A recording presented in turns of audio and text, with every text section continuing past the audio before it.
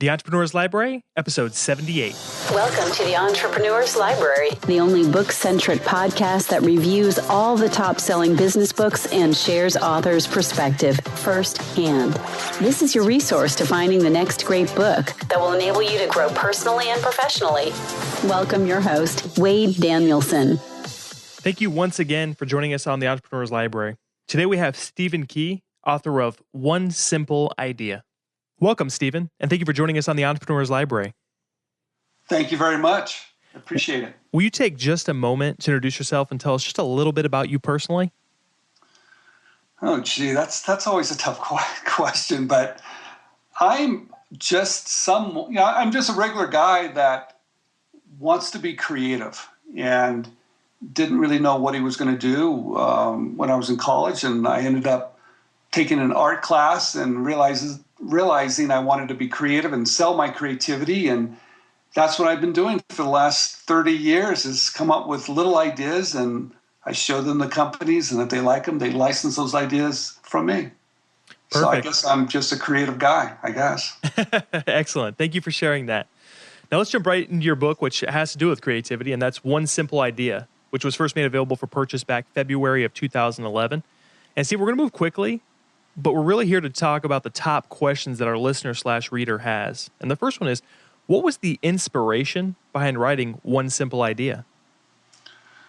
Oh, Wade, it was really quite simple. I've been bringing my own ideas to market through licensing. I'm going to talk a lot about that, of course. And I've been educating students for the last 12 years on this same process. So when McGraw-Hill had contacted me to write a book, it was just, I said, wonderful, let me get the word out, because a lot of people just don't understand what licensing is. They think they have to start a business. And I'm going to show everybody today that you don't have to start a business, that you can be creative, live anywhere you want to, and have a fun time doing it. Excellent. So what makes your book different from others regarding the same topic? And you and I talked a little bit beforehand how many different things can come out on innovation, entrepreneurship. Now people are inundated with hundreds of books that come out every single month on these different kinds of topics. So what's something that makes your book different from those others? That's a wonderful question. Most people, I think most entrepreneurs realize the only way to bring an idea to market is to start a company, right? And my book is really the exact opposite of starting a company. It's coming up with ideas, licensing those ideas to companies. So my book is a very different approach, and no one really wrote about this topic and made it simple to do. And that's the one thing I wanted everybody to realize, that they could pick up the book and they could get started right when you're into the first chapter. You could get started now. You didn't have to read the whole thing. And it was really simple to do. So that's why I think it's different than other books. It's my story. It's something that I have done. And I think people can just jump in and start right away. That's why I think it's different. Based on that last sentence that you just said, that they can jump in, how would you suggest the reader engage with this book? Is this one they should really read from front to back? Or is this one that they can jump in and jump out based on what they need at that moment?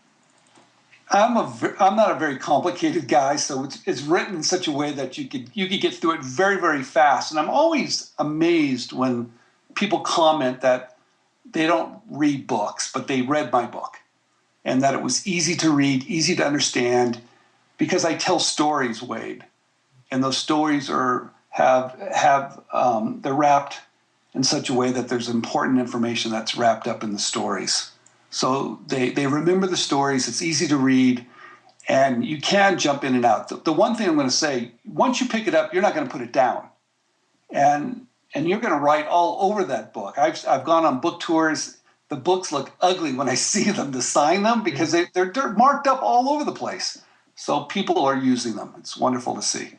Yeah, that's huge. I think a lot of people, you lose a lot. I understand that entrepreneurs, are sometimes lacking time, and so they need to jump in and jump out of books. But what you just said, stories resonate. They help the information actually resonate than just the black and white. I realize that if you took all the stories out of these different books, you could probably cut them down by 100 pages, but it just doesn't get the point across as well, or help you resonate. So I appreciate that you wrote it like that. And Stephen, now we're to my favorite part. This is where I like to just hand over the mic and allow you to just take this list. This is someone who hasn't yet maybe picked up your book and is wondering, is this my next great read that's going to help me move forward personally or professionally? And so, yeah, if you want to take the next 5 to 10 minutes and really just lay out, what the book's all about. Oh, wonderful. Thank you very much, Wade. First of all, this book, it's called One Simple Idea. It's about how you can take an idea and bring it to market through licensing. And that's basically, it sounds complicated, but it's not. You're going to show a company your idea, and if they like it, they're going to bring it to market for you, and they're going to pay you a royalty on every one they sell. It's as simple as that. It's the best partnership you could possibly have, because those companies that are looking for ideas need us. They need you. They need ideas. The appetite here in the United States is so large for new ideas that their doors are open. I'll talk a little bit more about that, and they want your ideas. So basically, this book in a nutshell, if you're creative, if you have an idea, if you know someone that has an idea, you've got to pick up this book, because you don't have to start a company. You don't have to raise money. You don't have to manage anybody. You can live anywhere you want in the world, and you can do this. So that's what this book is about. It's about renting ideas to large companies and let them do all the heavy lifting. Let them do all the work for you. So I'm going to start. That's what licensing is. And I'm going to go through parts of the book just to explain kind of a few things that they're going to walk away with. And the first thing I want to say is this. The benefits of licensing. You can live anywhere. I live up in Lake Tahoe. It's beautiful.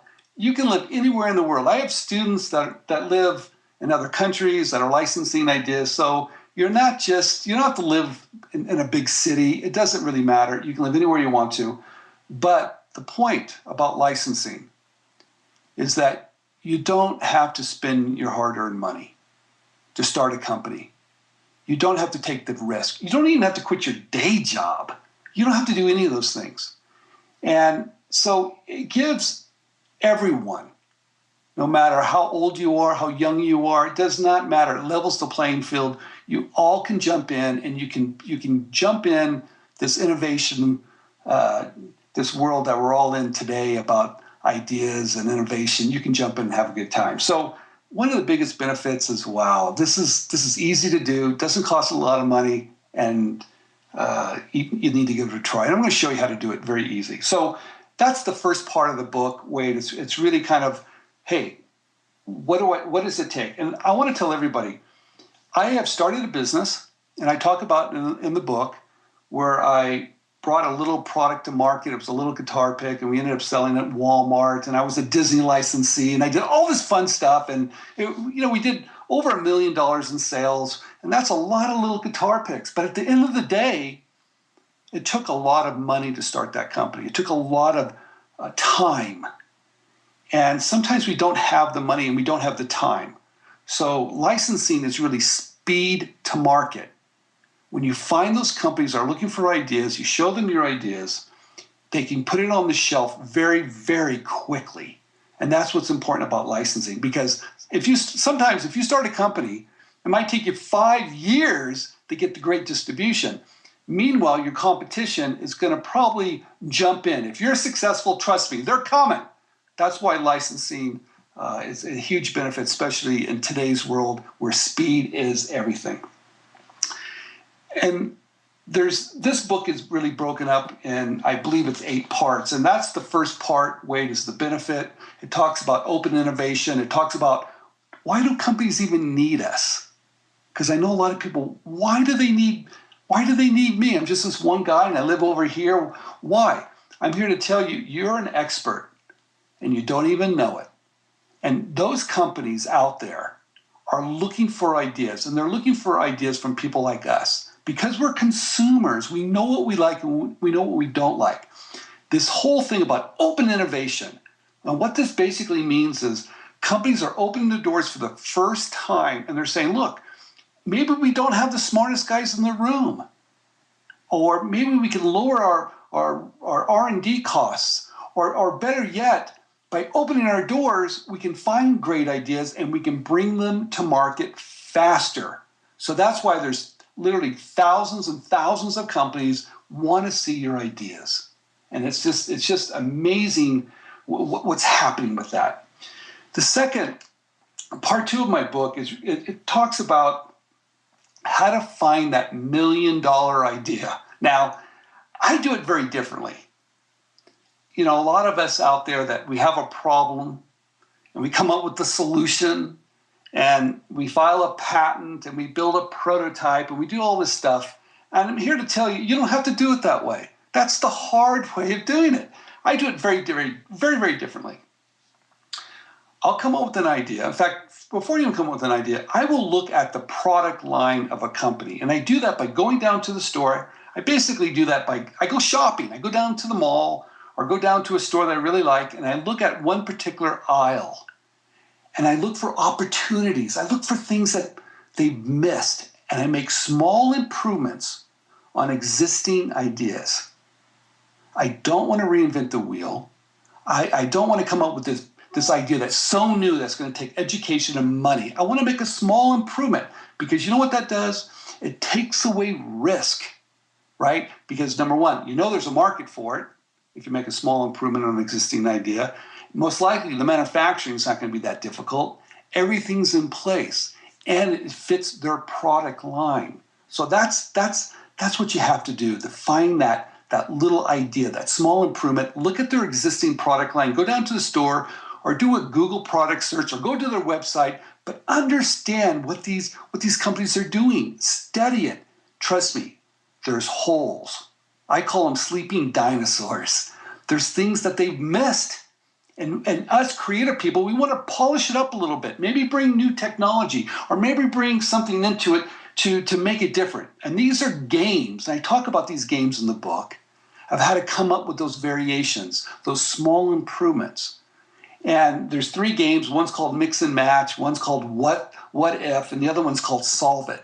So I play these games to come up with small variations on existing products. And then I make those little changes and I show it to the company. And I'm going to talk about exactly how I do that in just a minute. So the part 2 of the book is really how to find that $1 million idea. Anybody can do it. I don't care if you're not creative. With some of these games that you play, you'll be amazed at what you can discover. And that's what's really easy and it's really, really fun. Now, I know there's a lot of people that might be listening to this and going, hey, look, I'm not very creative. So I'm here to tell you what's another part that's really wonderful about this book. You don't have to be creative. Once you realize the process of licensing an idea, it doesn't matter if it's your idea. It can be anybody's idea. It could be your uncle's idea. It could be your daughter's. It could be anybody. And you could reach out to people that do have ideas and you can help them license their idea. And of course, partner up and have a blast doing it and share that royalty. So you don't have to be creative, but you need to understand the steps of licensing. So moving on. How do you pick the winners? Oh, geez, I see so many ideas. So how do you know which one's going to be a winner and which one's not going to be a winner? Well, there's a couple things that you need to look at. And I talk about this. Ideas that are profitable really solve a problem. And that problem's pretty obvious, right? Truly, you can say, hey, this solves this problem. Okay, perfect. Number 2, is there a large market for it? Because I'll tell you, you don't want to work on an idea that has a very small market because it's just a waste of time and you're going to get very frustrated. And at the end of the day, you're not going to make any money. So find one that a lot of people are going to want it. Very, very simple. The third thing, find an idea that can be manufactured. Wow, what does that mean, Steve? What do you mean can be manufactured? This is very, very important, everybody. If you come up with an idea of something that's so complicated that no one's ever built it before, and if it's not a small variation on an existing idea, it's going to require maybe new equipment or something, forget it. Too much work, maybe it's too much education. Find that idea that can be manufactured. And I talk about in the book how to find those ideas that can't. And there's a process in the book that talks about how you can contact companies, show them your idea, and get quotes to make sure it can be manufactured. Very, very important. That way you're taking away risk. Can it be manufactured? Also, ideas that are winners, they're easy to demonstrate. You get it instantly. No education is required. You just get it, you understand it, and people are going to get it. You hand it to them, they go, wow, this is fantastic. Those are a couple of things right off the bat, that how you pick the winners. And I talk about it and I go in great detail. Now, there's other parts of this that are really, really important. And that manufacturing part that I talked about, can it be made? What else is important, and I talk about this, the price point of how it can be made. Because if you come up with an idea that if they manufacture it, it's going to be so expensive that if it hit the shelf, the retail price was out of line with the other products on the shelf. I'll give you an example. If you go down and let's say you have this new hammer innovation, and you go down there and you look at all the hammers, and guess what? They're all about $16 to $32. And you come up with this hammer that's going to retail for $80. That's probably not a good idea because it doesn't fit that structure of all the other competing products. And you do that by understanding the manufacturing cost. You times it by 5, and that's going to show you what the retail price is going to be. Very, very simple. I show you how to do it in the book. And that's part of it that helps tremendously. Now, another part I want to talk about, everybody says, hey, do I need to build a prototype? A prototype. You know what a prototype is? It's really simple. I've got to build this. I have this idea in my head, and I put it on a napkin, and I have to build the real thing. And I'm here to tell you, you don't have to do that. Because you can go and have someone create a 3D computer-generated drawing of your idea, and that's all you really need. Because when you're going to show this to a company, they're always looking for benefits. They're not necessarily looking for a prototype, because prototypes can be expensive, and some of us don't know how to make prototypes. But 3D computer-generated samples or drawings, you can get people to do that on the internet, on Elance, for under $50, can bring your idea to life. It's really simple, and that's what companies really want to see. They want to see the benefit. That's what you're always selling. Now, I want to talk about, and I go in the book, I talk about all the tools that you have available for ownership of your ideas at the USPTO. That's the United States Patent and Trademark. And I talk about patents, provisional patent applications, trademarks, copyrights. But I'm here to tell you one thing. Provisional patent applications that cost $65. Anybody can file them in the world, in the United States, and that's all you really need. That's right. You don't have to file a patent, spend $20,000, call an attorney, say, hey, I need to patent this idea. Forget it. Use a PPA, provisional patent application, $65. I tell you exactly how to do it. It's a wonderful tool. Anybody can do it. And guess what it does? It gives you patent pending status. You can put patent pending on your sell sheet. I'll talk about that in a minute. Patent pending on your product. That gives you some ownership, perceived ownership. Right? It gives you for 1 year, and that's all you need to license your idea to a company is that 1 year window for $65. It's a fantastic tool. Anybody can do it. Now, this is something that everybody's wondering. Okay, I've got this great idea, Steve, and I've got this provisional patent application. You showed me how to file that.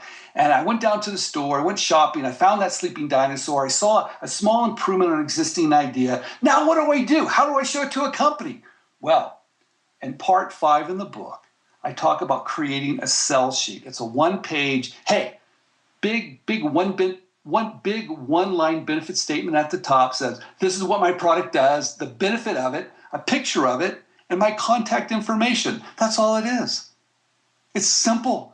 And if you're not a graphic artist, you can hire someone on Elance for $50 again to put that sell sheet together for you. You don't have to be a salesperson. You don't have to fly out to a company and do a table dance in the boardroom. You don't have to have that sales attitude. You don't need any of it. Let your sell sheet sell for you. Now, here's a tip that I think is working extremely well for myself. It's working for all my students. Do a little video. If you do build a prototype, and it can be ugly, cannibalize a product that's out there, I don't care if it's not that great. Pull the camera back a little bit. There you go. Make it a 1-minute video. Show a problem. Show a solution. And put that in your sell sheet. So when they get it, they see your idea. They see the benefit of your idea because it's at the very top. They're looking at it. Okay, there it is. Maybe there's a couple bullet points on the features. There's your contact information. And then they click here and they watch this video of what it does. That's how you get these companies interested. And it's very easy to do. So part 6, Wade. This is so much fun. Everybody's fearful. Everybody thinks a company's going to steal your idea. Everybody thinks that, gee, how do I protect myself? A lot of people are fearful of cold calling companies. A lot of people are fear of rejection. There's so much fear going on. I talk about how to kick that fear to the curb because, number one, companies need you. I already talked about open innovation. They need ideas. They need a lot of ideas. So there's no reason for them to take your ideas, especially since you filed a provisional patent application, especially because of social media today. Imagine, it used to be where you could tell a few people some company did you wrong. Now you can tell millions on social media, so they don't like it. And the other part about it is this. Can you imagine if you're in a company and someone says, yeah, let's take this idea from this guy? That's not going to work. Companies do not want to take ideas. And I'll tell you, I'm going to say this. Companies don't steal ideas. And everybody says, well, I heard they steal this guy's idea. No, they might have worked around it. They work around your idea. So you need to be nice to these companies, be polite, be professional, act like a product developer, not an inventor. I'll talk about that in a minute. So there's no reason for them to work around you. That's the whole thing. Make it easy for companies to work with you. And I explain that in the book as well. Okay. How do you get in the door? Oh, geez. Cold calling. I mean, that sounds terrible, too. How many people hate it when someone calls you and is trying to sell you something? I hate it. You hate it. In the book, I talk about it's not cold calling. It's finding a home for your idea. And I talk about how to reach those companies, what to say. You never say you're an inventor, because that makes it sound like you're some crazy guy. We all are anyway, but you don't want them to know that. You want to be a product developer. They have product developers there in their company. They understand it completely. And guess what? You know how easy to find these companies today? Go to LinkedIn. You can find all these companies. You can find the contact information there. And you want to reach out to someone in marketing, a product manager, which has responsibility to bring new products to market, or someone in innovation. And they're easy to find, right? And you're going to reach out to them. Either you're going to call them, tell them you're a product developer, could I speak to someone in marketing? Or better yet, send your sell sheet. Here's my idea. What do you think? Are you looking for ideas? It's so easy today. In fact, I have a website where we have over 1,400 companies looking, begging for ideas. It's easy to do. In fact, that 1,400 companies means nothing. There's tens of thousands of companies that want you to submit your idea. And you do that with the sell sheet. Very easy to do. You can do it with LinkedIn, call them directly.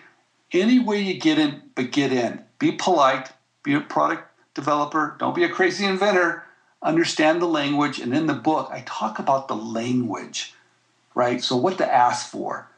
And I'm going to go through how to cut a deal. I'm going to talk about those terms that you understand how easy it is to do. So anyway, getting in the door is not hard to do. It does take this. It's always a numbers game. And how do you find those names of those companies? I told you on LinkedIn, not a problem. Go down to the store, find where your product's going to be, look at all the other products that are there, and write them all down. Take your camera, take a picture, and then find them on LinkedIn. Make your list. Your list should be at least 30 companies. And then you're going to call all those companies, and you're going to find a home for your idea. That's what those companies are looking for. Be a little bit persistent, but be polite. Now, here's the catcher right here. In fact, this is the last part of the book. Wade, this is the part I love the most, is how to cut that deal. Because everybody now that you got it in, you get the call, you're excited. They say, hey, what do you want? I go through every part of the step, from a term sheet big picture items, how we all going to work together. I talk about royalty rates. I talk about minimum guarantees. I talk about all the things that are in those contracts. But at the end of the day, you're going to negotiate the business terms of what you want. And I talk about what those should be, what are averages, what's normal. And at the very end, you're going to bring a licensing attorney in to make sure everything looks right at the very end. Now, everything I talked about in the book for those 10 steps, basically there are 10 steps. Anybody can do that. You need no experience in this whatsoever. And you'll be surprised because once you do it once, you can do it again and again and again and again. It's a numbers game. And once you understand it, you'll be able to do this within a week, 2 days. I can do it within a day. Come up with an idea, file a PPA, make a sell sheet, call a company. Hey, are you interested? That's how simple it is to do. And the book gives you all that information. There you go. Stephen, that was amazing. You know, a lot of authors that write a book, they're very passionate about it in the beginning, you know, for that first year.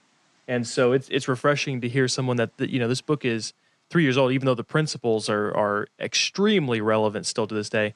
But it's just not a book. It's your life and how passionate you are about this book. So I appreciate that, and that's my way of also buttering you up, because I think this next question is somewhat mean in the fact that we just asked you to break down your book, and you did a phenomenal job of doing that. And now I'm going to ask you to break it down even further, and that's, you know, if the reader will only take away one concept, principle, or action item out of your entire book, everything that you just discussed with us, what would you want that to be?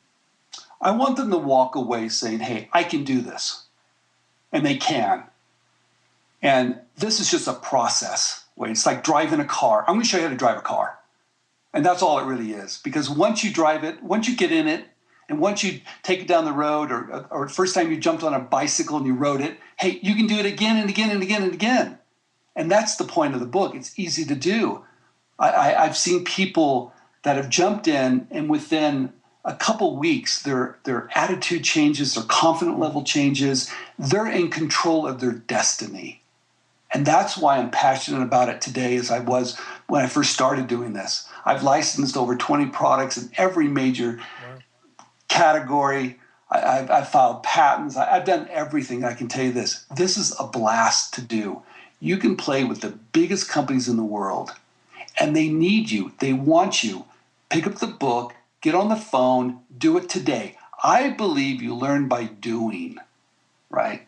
Yeah. So once you read it, do it. That's what I want people to walk away with. So I've pulled several different quotes out of our conversation so far here today, but that's our next question as well. Do you have a favorite quote from your book? My favorite quote, in fact, it's in the book. It's Walt Disney. If you can dream it, you can do it. And I'm here to say it's absolutely 100% true. Don't let anything hold you back, right? And if you've got a job, no problem. You can still do this. If you don't have any money, no problem. You can still do this. If you live in a small town, no problem. You still can do this. No experience, who cares? You can do this and have fun. There you go. So, Stephen, I have no doubt for those that have already read it that it's created, you know, some different paradigm shifts for them, and those that will pick it up, you know, after listening to this.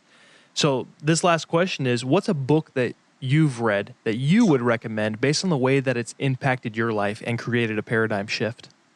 Oh, it's really simple. It's The Magic of Thinking Big. And that book's been around for a long, long time. And I believe it's David Schwartz. I think I've got that name right. I haven't picked it up in a little while. But whenever I'm down or whenever I need to be inspired, and I think we all do, that book gets you charged up. When you have a big fight, when you want to land a big company, or if you're in the big leagues, pick up that book. Or if you're a little depressed and think you can't do it, pick up that book. I do. It's called The Magic of Thinking Big. That's awesome. That's a fantastic book. I remember reading it and getting mad for a second because I read about the 3 failure diseases, and I remember thinking, like, I have all 3 of those.